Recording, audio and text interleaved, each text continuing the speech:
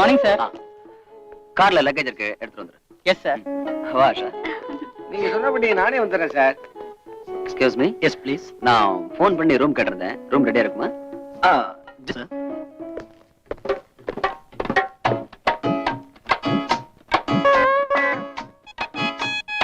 ஐயோ சும்மா இருங்க. உங்க குண்டு பிரச்சனையை பாக்குது. எந்த பெருச்சாலியும் நம்மள ஒண்ணும் பண்ணாது.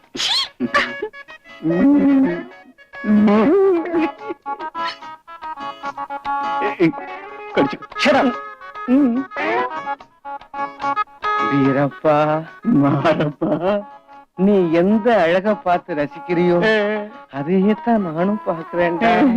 இங்க நின்னு நின்னு இத பார்த்து என் கண்ணு பூத்துருச்சு மாரப்பா. இவங்கள ரூம் நம்பர் 104 கூட்டு போப்பா. Okay sir. தேங்க்யூ. வெல்கம். வா சார். வாங்க.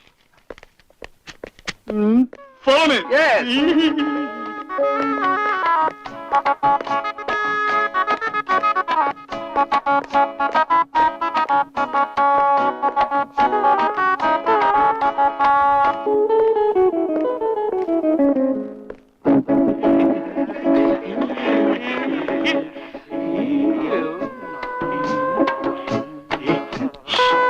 ரூமுக்கு போலாம். Thank you sir.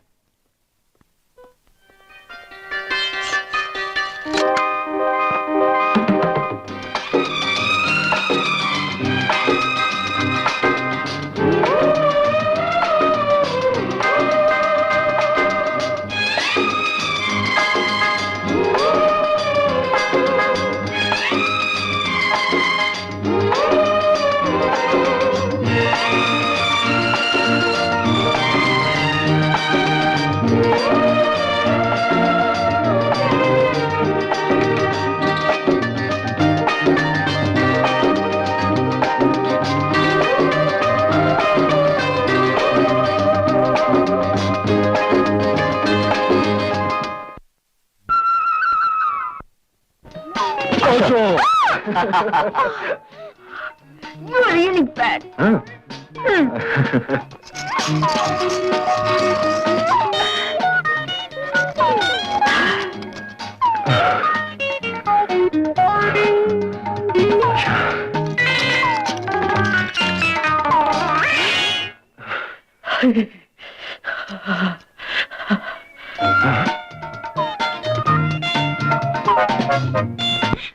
Good morning. Good morning. Good morning mister. வா சார்.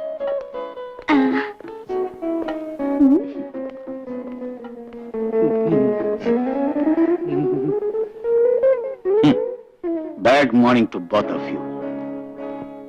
நேத்து எங்களால ஒண்ணும் செய்ய முடியல, ஆனா இன்னைக்கு கண்டிப்பா செய்து காட்டுறோம்.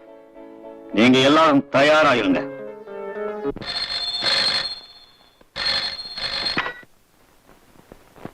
Inspector Ashok here.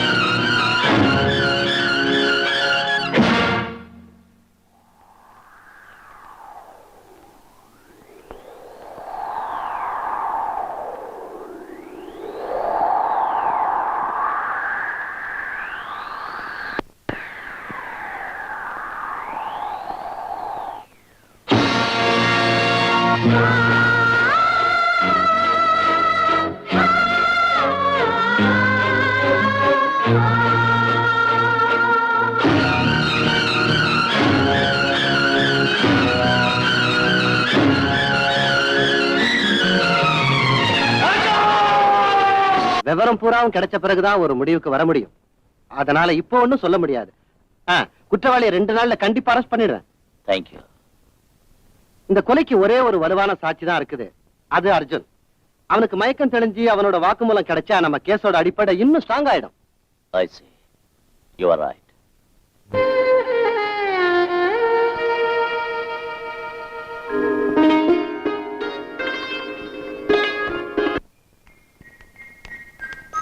அண்ணா, இன்னுமா தூக்கம்? Oh my God. அண்ணா, ஐயோ எழுந்துறேனா? எழுந்துற. நான் தூங்கணும். அப்படியா? நான் எப்படி எழுப்புறேன் பாரு.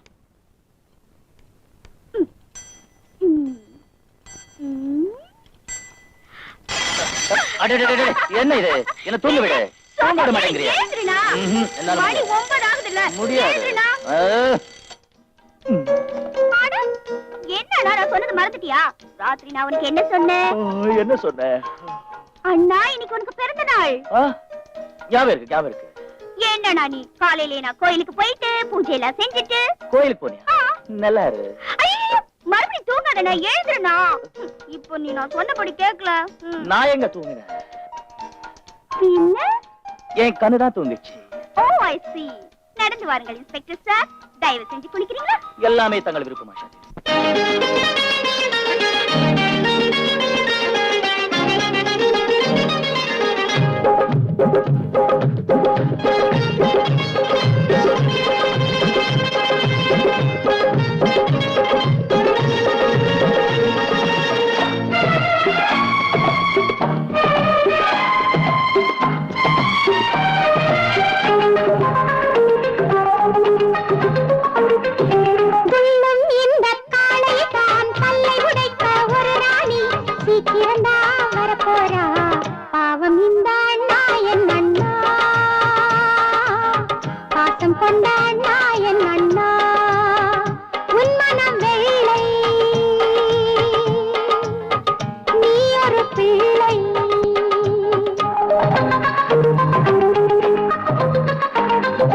குறையில்லாத புது ரோஜா வருவான் உனக்கு ஒரு ராஜா.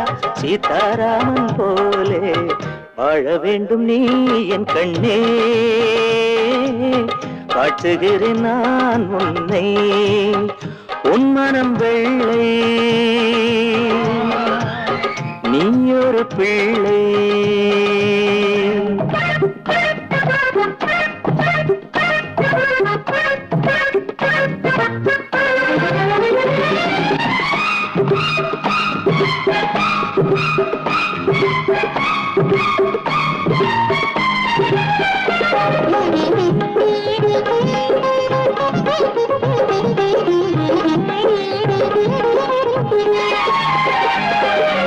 என்றென்றும் பிரியாத பூமனந்தான் என் அண்ணன் உள்ளமது பால் நிறந்தான். என்றென்றும் பிரியாத பூமனந்தான் என் அண்ணன் உள்ளமது பால் நிறந்தான். 1000 ஜென்மம் சேர்ந்திருப்போம், எனக்கென்றும் தாய் தந்தை நீதானே. பாசம் கொண்ட நாயன் அண்ணா, பாசம் கொண்ட நாயன் அண்ணா. குறையில்லாத புது ரோஜா வருவான் உனக்கு ஒரு ராஜா. சீதாராமன் போலே வாழ வேண்டும் நீ என் கண்ணே. காட்டுகிறேன் நான் உன்னை, உன் மனம் வெள்ளை, நீ ஒரு பிள்ளை.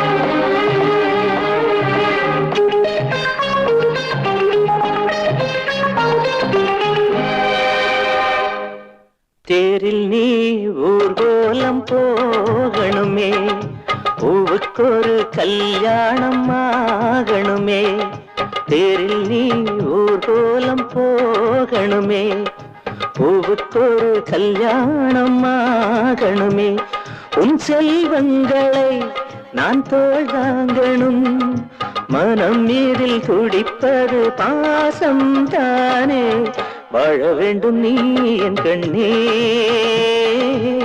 காட்டுகிறேன் நான் உன்னை. துள்ளும் இந்த காளையை தான் பல்லை உடைத்த ஒரு ராணி சீக்கிரம் தான் வரப்போறா, பாவம் இந்த அண்ணா என் அண்ணா, பாசம் கொண்ட அண்ணா என் அண்ணா. குறையில்லாத புது ரோஜா வருவான் உனக்கு ஒரு ராஜா, சீதாராமன் போலே வாழ வேண்டும் நீ என் கண்ணே, பாட்டுகிறேன் நான் உன்னை. உன் மனம் வெள்ளை, நீ ஒரு பிள்ளை, உன் மனம் வெள்ளை, நீ ஒரு பிள்ளை.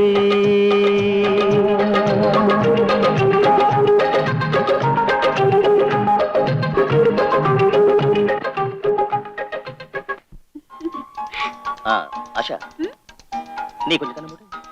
ஏன கண்ணு மூடுமா. சரி. திறக்காத. ம். ஏய், no, no, no. நான் இங்க திறந்தேன். இப்போ பாரு. ஆ, தங்க வளையல். ஆ. உனக்காக உன் அண்ணன் வாங்கிட்டு வந்த பரிசு. Thank you very much. சரி, இப்ப நீ கண்ண மூடு. எதுக்கு? நானும் உனக்காக ஒண்ணு வாங்கிட்டு வந்திருக்கேன். எனக்காகவா? ஆமா, கண்ண மூடு. ஓகே. ம். தரக்க கூடாது. என்ன செய்ற ஆஷா? இருனா கொண்டு வரல. சீக்கிரம் கொண்டாமா. இப்ப கண்ண திறந்து பாரு. உன் அன்பு தங்கையின் சார்பில் ஒரு சின்ன பரிசு. சூட்? ஓ, ஃபேண்டாஸ்டிக். பிடிச்சிருக்கல? ரொம்ப அழகா இருக்கு சூட். ஆமா, இது வாங்குறதுக்கு உனக்கு பணம் கிடைச்சது? நேத்து காலேஜ்ல எனக்கு மெரிட் ஸ்காலர்ஷிப் கிடைச்சது. அந்த பணத்துல இருந்து வாங்குனேன். ஆமாண்ணே. என்னம்மா இது?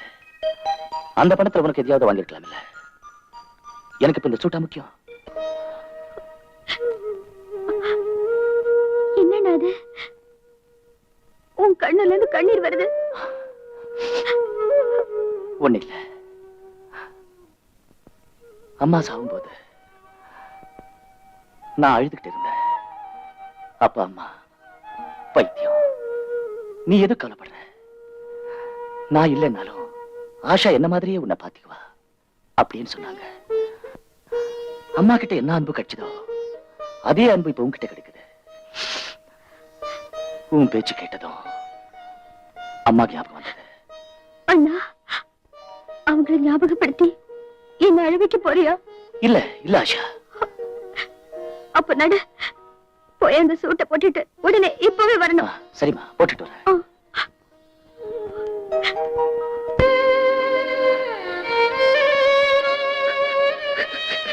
ஆஷா,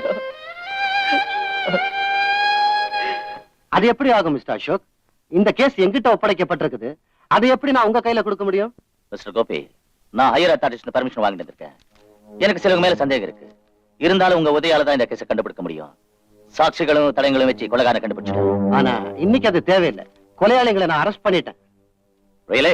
ஆமா, வாங்க அவங்கள போய் பார்க்கலாம். வாங்க.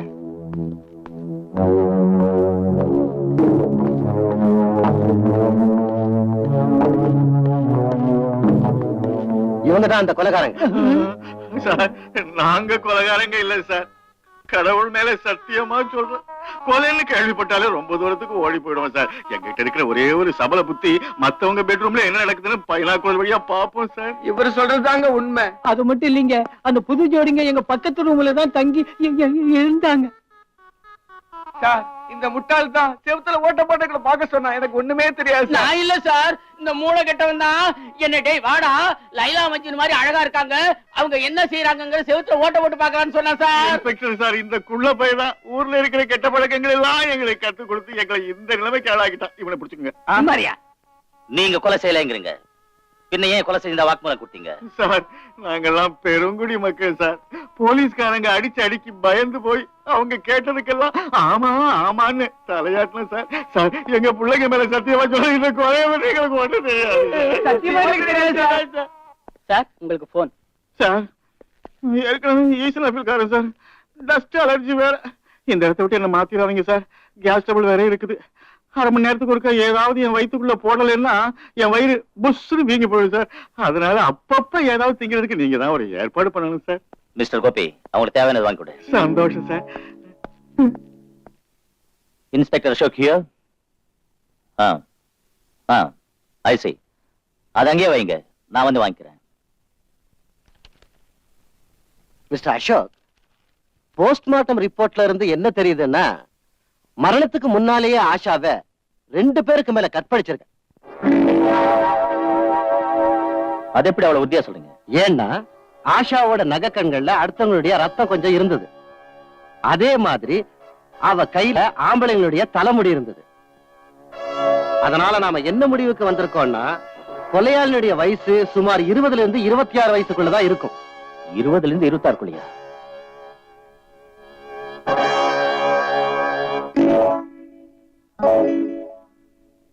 இந்த ரிப்போர்ட்டை பத்திரமா வச்சிருங்க. எனக்கு தேவைப்படும் போது நானே வந்து வாங்கிக்கிறேன். Okay, see you. Best of luck.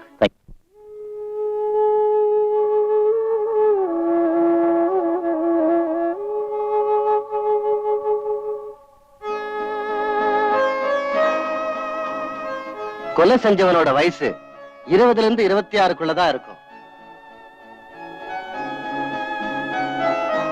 Ashok, Ashok, வா பிரமிளா, உட்காரு. இன்னும் எவ்வளவு நாளைக்கு தான் நீங்க அதையே நினைச்சு கவலைப்பட்டு இருப்பீங்க? வீட்டுக்கு தீ பிடிச்சா அது தண்ணீரால அணைச்சிடலாம். ஆனா என் மனசுக்குள்ளேயே தீ பிடிச்சிருக்கு. அதை அணைக்க எந்த தண்ணீராலையும் முடியாது. எவ்வளவுதான் அதை அணைக்க பண்ணாலும் அது அதிகமாயிட்டே இருக்கும். ஆனா பிரமிளா, ஆஷாவின் கேஸ்ல ஒரு புதிய திருப்பு வந்திருக்கு. என்ன திருப்பம்?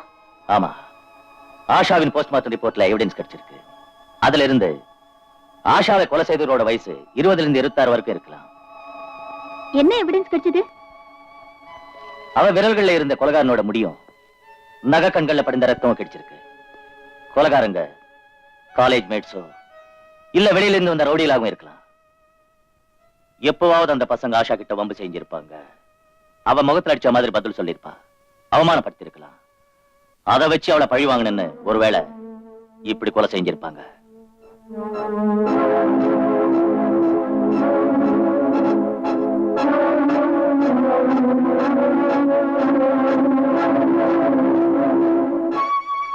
அசோக், இப்ப எனக்கு ஞாபகம் வருது.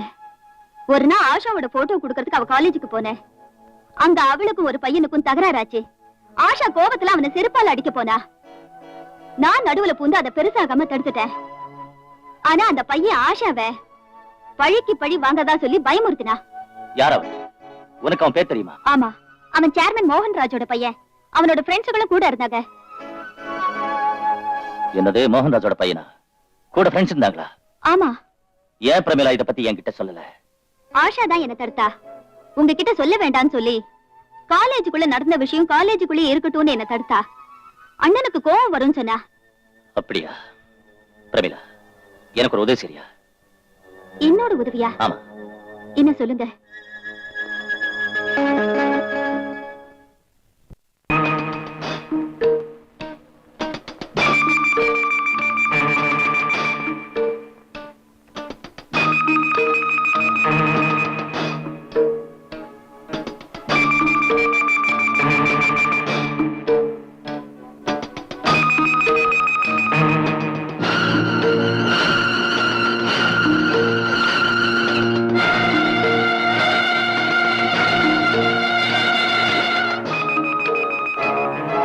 நீங்க இங்கே இருங்க. Yes sir.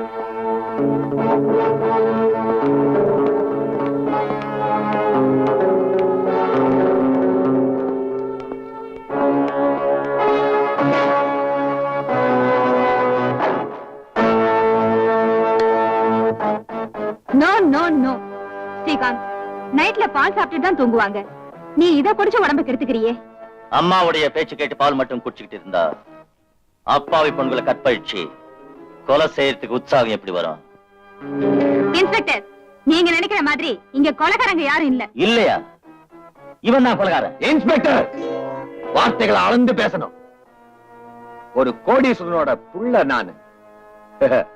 ஸ்காட்ச் விஸ்கி தான் குடிப்பேன், பால் இல்ல. ஒரு காக்கி சட்டைய மாட்டிக்கிட்டு வந்து கள்ள சாராயத்தையும் குடிச்சிட்டு என்ன மிரட்டலான்னு பாக்குறியா? காக்கி சட்டக்காரங்களுக்கு நாட்டு சாராக்காரர்களுக்கு பெரிய பந்தம் இருக்கு மிஸ்டர், அது உனக்கு தெரியாது. இப்ப நான் சொல்றேன், தெரிஞ்சுக்க. அன்னைக்கு விகார் ஹோட்டல் ஸ்காட்ச் விஸ்கி பத்தாதனால நாட்டு சாராயம் வேற வச்சு குடிச்சிருக்க. இப்ப நான் அந்த போதை இறக்கத்தான் வந்திருக்கேன் mister Srikanth. You are under arrest. Inspector, அநியாயமா போய் சொல்லாதீங்க. என் மகன் கொலைகாரங்கிறதுக்கு உங்கள்ட்ட என்ன ஆதாரம் இருக்கு? ஆதாரம் வேணுமா? இவன் உடம்புல இருக்கிற அடையாளங்க தான் இவன் குற்றவாளிங்கிறதுக்கு ஆதாரம். ஆஷா இவன் கிட்ட இருந்து தப்பிக்க போராடும் போதுதான் இவனுக்கு இந்த கீறல்கள் ஏற்பட்டிருக்கு. ஆஷா தப்பிக்க முடியாம தன் கற்பு படி கொடுத்துட்டு சத்திட்டா. அவ போகும்போது சாட்சியா தலைங்களை உடம்புல விட்டுட்டு போயிட்டா. இது ஒண்ணு போதும் இவன் கொலைகாரங்கிறதுக்கு. இன்ஸ்பெக்டர், என்ன பத்தி உனக்கு தெரியாதுன்னு நினைக்கூடிய சேர்மன் மோகன்ராஜோட பையன் தான். என் கைக்கு நீ விளங்க மாட்டணும்னு நினைச்ச, நல்லா ஞாபகம் வச்சுக்க, உன் உடம்புல இருந்து யூனிஃபார்ம் இல்லாம பண்ணிடுவேன். உன்னோட இந்த செல்வாக்கு கில்வாக்கு எல்லாம் என்கிட்ட நடக்காது. இதெல்லாம் வேற ஆளுங்க கிட்ட வச்சுக்க. இந்த இன்ஸ்பெக்டர் அசோக் நேர்மைக்காகவும் நியாயத்துக்காகவும் போராடுவான். அந்த கடமைக்காகத்தான் ஒரு கோடீஸ்வரனோட பிள்ளையா இருந்து உன்னை கைது செய்ய வந்திருக்கேன். இன்ஸ்பெக்டர், இன்ஸ்பெக்டர், என் பையன் நிரபராதி, அவனை விட்டுடுங்க. நடடா. இன்ஸ்பெக்டர், இன்ஸ்பெக்டர், நான் சொல்றது கேளுங்க ப்ளீஸ். இன்ஸ்பெக்டர், போடா. இன்ஸ்பெக்டர், இது பண்ணானே. இன்ஸ்பெக்டர், இன்னைக்கு என் மகனோட கைக்கு விலங்கு போட்டுட்டல, உன்னை என்ன செய்யறேன் பாரு.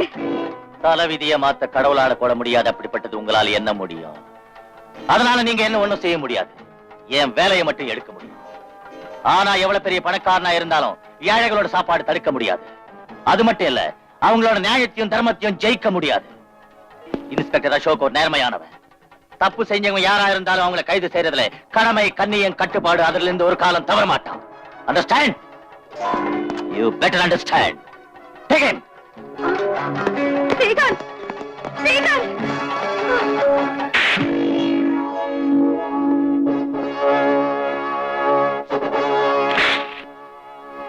சொல்லு. இன்ஸ்பெக்டர், இன்னைக்கு நீ என்ன எவ்வளவு வேணாலும் அடிச்சுக்க, உன்னோட ஆசையெல்லாம் தீர்த்துக்க.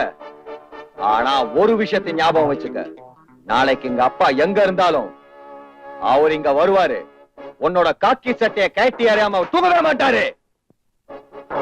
அது மட்டும் இல்ல, என்ன அடிச்ச உன் கையாலேயே இந்த லாக்கப்ப திறக்க சொல்லி என்ன வெளியே கொண்டு வர வச்சு என் கால்ல விழ வச்சு உன்னை மன்னிப்பு கேட்க வைப்பாரு. சட்டம் ஒண்ணும் சட்டிலடா கழட்டி கழட்டி மாத்தி போடுறதுக்கு.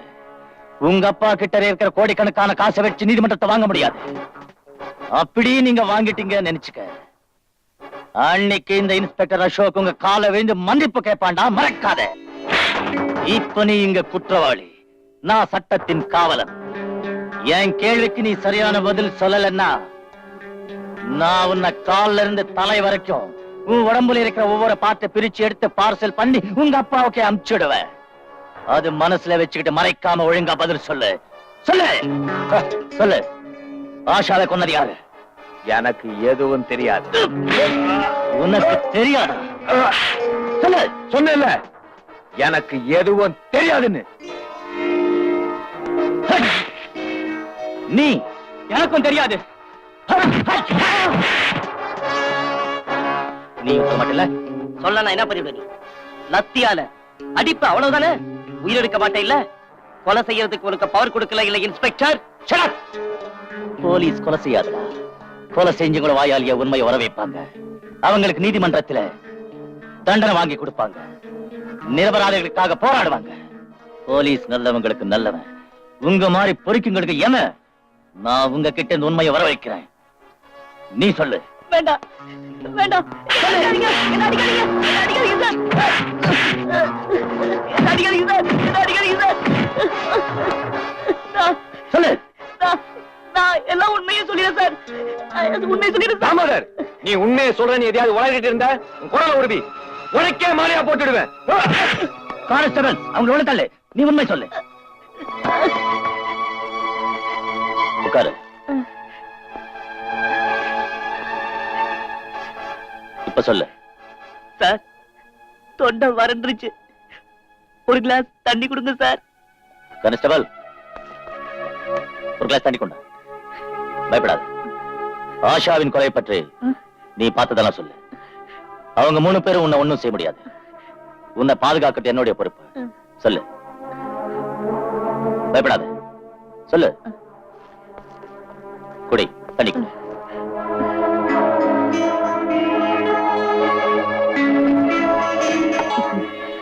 இப்ப சொல்லு.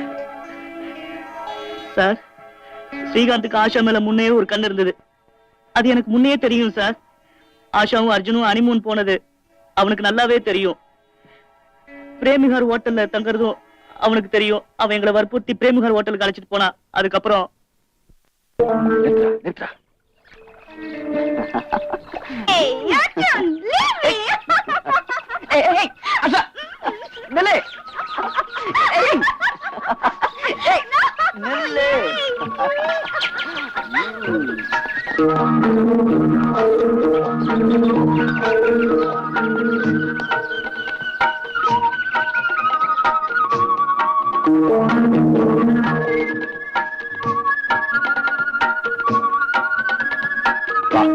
ஸ்ரீகாந்த், உன் காலில் விழுந்து கெஞ்சி கேட்கிறேன், என்ன போக விட்டுரு.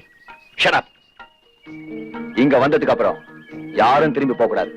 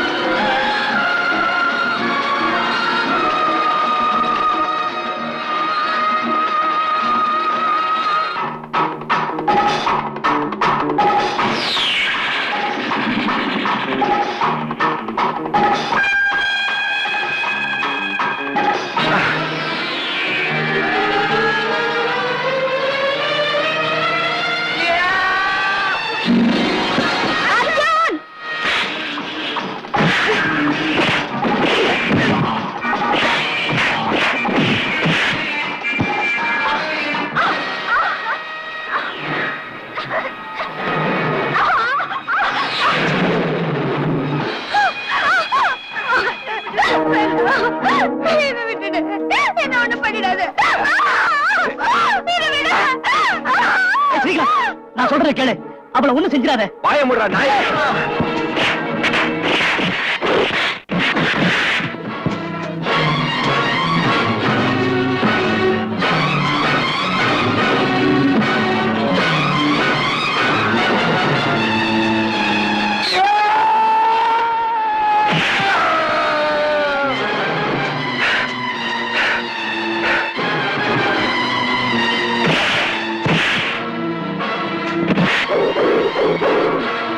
Oh,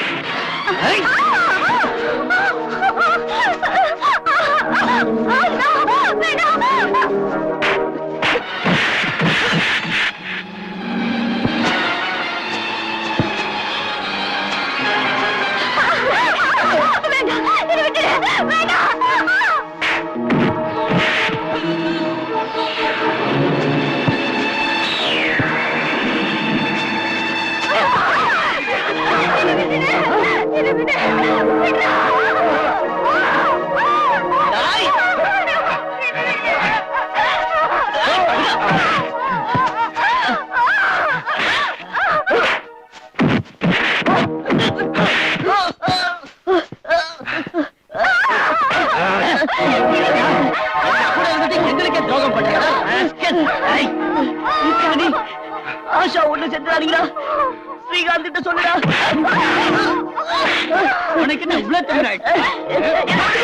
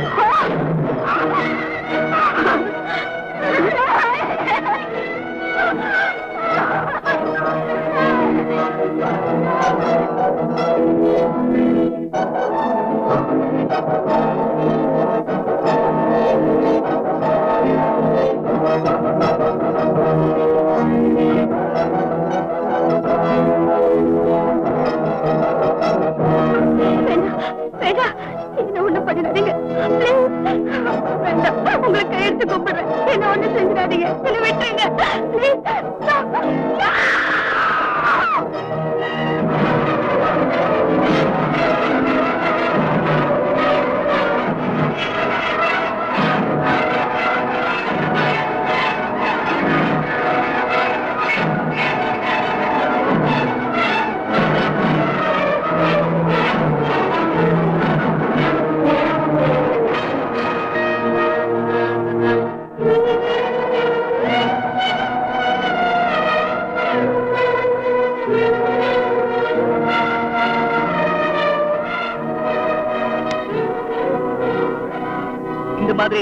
இந்த மாதிரி தான் சார் ஆஷாவை கொலை பண்ணிட்டாங்க.